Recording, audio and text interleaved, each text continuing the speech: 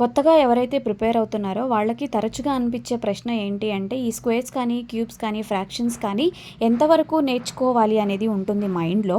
మీరు పలానా వరకు డెడ్ ఎండ్ అనేది ఎప్పుడు అనుకోకండి. సో కాంపిటేటివ్ వరల్డ్లో అన్నీ కూడా అన్లిమిటెడ్ అండ్ ఇన్ఫినిటీ సోర్సెస్ మాదిరిగానే నేర్చుకోవాలి.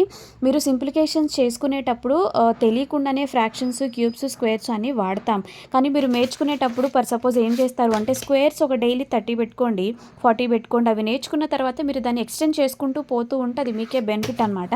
నేను ఎగ్జాంపుల్ చెప్తాను. ఇది ఎంతవరకు నేర్చుకోవాలి అంటే సపోజ్ చూడండి, ఇక్కడ ఫ్రాక్షన్స్ వాల్యూ చేసుకునేటప్పుడు 85.71% అని ఏదో ఒక సింప్లికేషన్స్లో కానీ డిఐలో కానీ ఏదైనా ఒక లెక్కలో మనకి తెలుస్తుంది. దాన్ని నేను ఇలా వాల్కి స్టిక్ చేసుకోవడం వల్ల నాకేంటి బెనిఫిట్ అంటే నేను పలానా పర్సంటేజ్ చూసినప్పుడు 6/7 వేయాలని తరచూ చేయడం వల్ల అది ఆటోమేటిక్గా గుర్తుండిపోతుంది అనమాట.